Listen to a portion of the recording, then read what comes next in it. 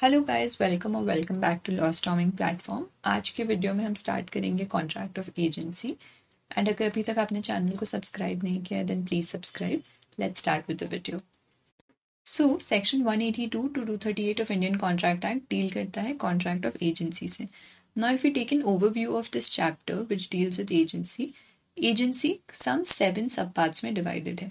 First is appointment and authority of agent, second sub agents, third ratification, fourth revocation of authority, fifth agent's duty to principal, sixth principal's duty to agent, and seventh and last effect of agency on contract with third person.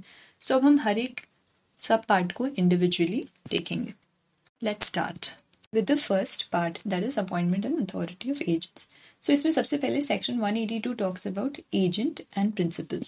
Section defines agent as a person employed to do any act for another or to represent another in dealing with third person, and it describes principal as the person for whom such act is done or who is so represented. Now यहाँ पे what do we mean by act for another? और क्या हर इंसान जो दूसरे के लिए कोई एक्ट करता है वो एजेंट कहलाता है? And if we go by act for another, then उस सेंस से domestic servant should be an agent of his master. So क्या domestic servant is an agent of his master? So obviously he is not, and every person who acts for another is not an agent. क्योंकि ऐसे बहुत सारे relation होते हैं जहाँ पे one person acts for another, but वो relationship necessarily is not that of agency. So agency के लिए what is important is representative character, right? Now representative character का मतलब हुआ कि agency should create a legal relation where one person has an authority or capacity to create legal relation between a person occupying the position of principal and third party. ठीक है? So जब किसी इंसान के पास authority होगी कि he can create a legal relation between his principal and a third party, then that person will be called an agent, and वो relationship will be that of an agency. Okay. After this, section 183 talks about the capacity of principal to employ an agent. So कौन agent employ कर सकता है? The person who is of age of majority, and second he must be of sound mind.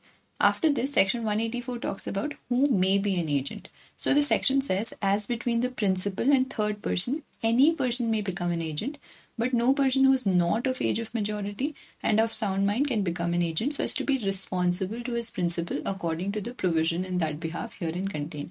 So, इस section के according, can a person who is not of age of majority or sound mind become agent?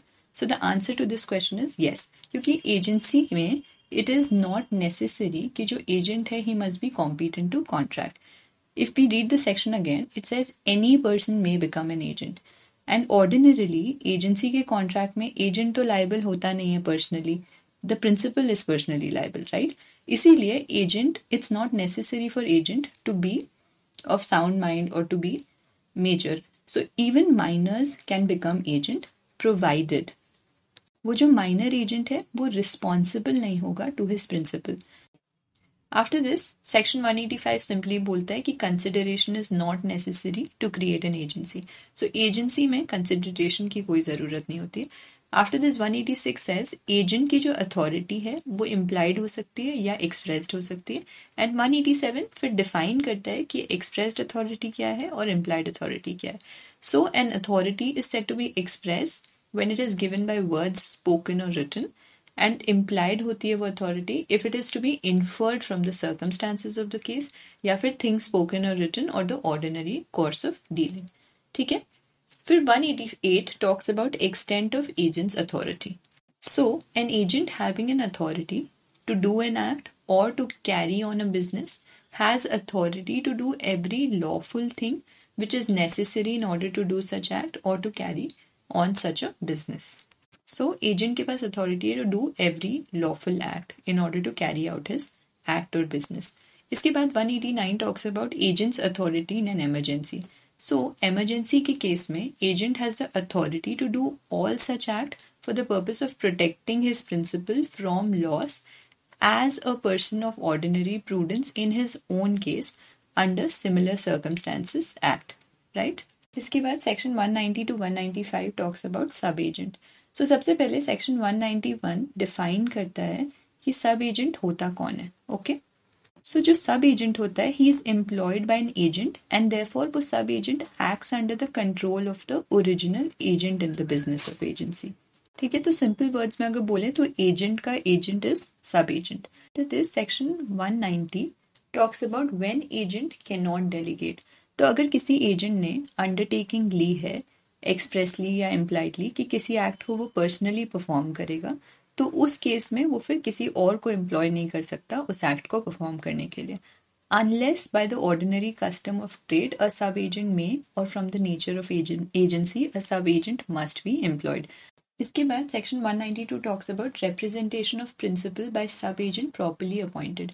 तो अगर कोई सब agent properly appoint हो रहा है that is with authority of principal या फिर उसे पता है प्रिंसिपल को, देन उस सिनेरियो में जो प्रिंसिपल है वो लायबल होगा for the act of sub agent to third party in the same manner as if the sub agent was an agent originally appointed by the principal. उसके बाद agent की क्या रिस्पॉन्सिबिलिटी होगी? तो agent will be responsible to the principal for the act of sub agent and sub agent जो है he will be responsible for his act to the agent but not to the principal except in case of fraud और wilful wrong. So principal की responsibility will be towards third person when it comes to act of sub agent, agent will be responsible when it comes to act of sub agent to principal, और sub agent जो है वो सिर्फ will be responsible for his act to the agent and not to the principal. ठीक है, after this section 193 talks about agent's responsibility for sub agent appointed without authority.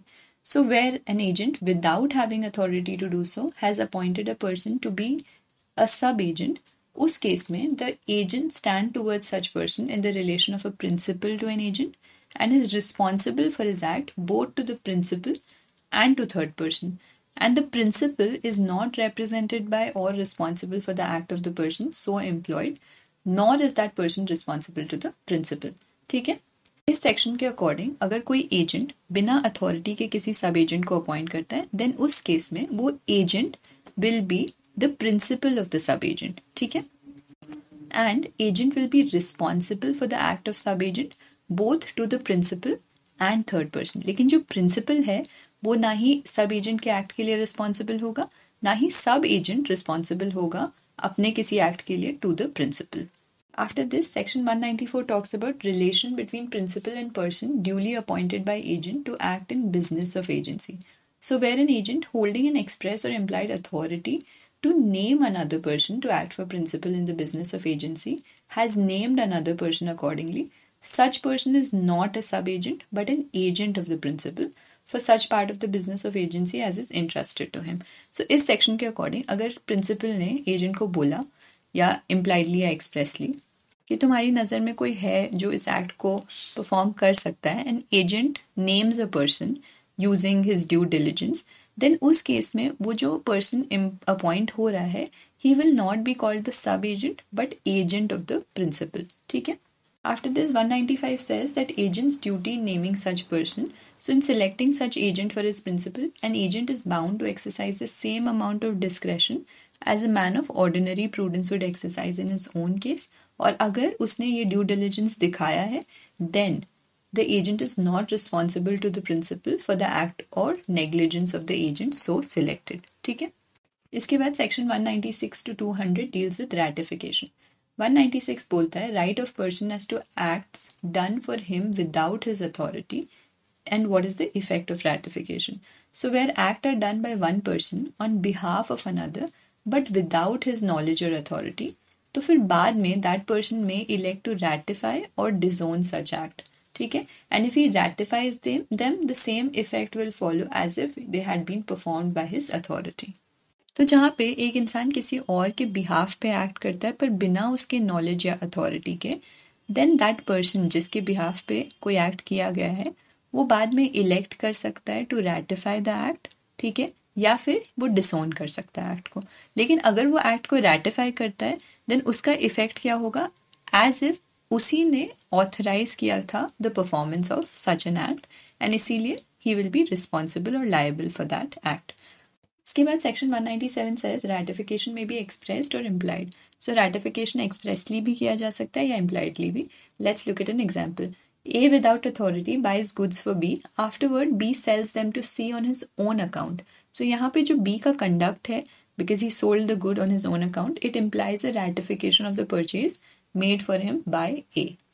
Then 198 says, knowledge requisite for valid ratification. So कोई भी valid ratification cannot be made by a person whose knowledge of the fact of the case is materially defective. So ratify करने के लिए ज़रूरी है कि जो ratify कर रहा है उसे proper information हो as to what he's ratifying. ठीक है? After this 199 says, effect of ratifying unauthorized act forming part of transaction. So a person ratifying any unauthorized act done on his behalf ratifies the whole of the transaction. So अगर आप कोई part को भी ratify कर रहे हो, it means you're ratifying the entire act or entire transaction of which such act formed a part. Then 200 says ratification of unauthorized act cannot injure third person. इसके बाद section 200 says ratification of unauthorized act cannot injure third person. So an act done by one person on behalf of another without such person's authority, which if done with authority would have the effect of subjecting a third person to damage या फिर would terminate any right or interest of third person, then उस case में the person cannot by ratification have such an effect on third party. So आपका ratification cannot hurt or injure a third party. ठीक है, with this we have come to an end of the video. Thank you. अगर आपको ये content पसंद आया then please like, share and subscribe to Law Storming channel. And बाकी की playlist यहाँ पे आ जाएगी. So if you want you may watch those also. And अगर आपके पास कोई सजेशन है then you can comment your suggestion in the comment box. मिलते हैं अगले वीडियो में. बाय.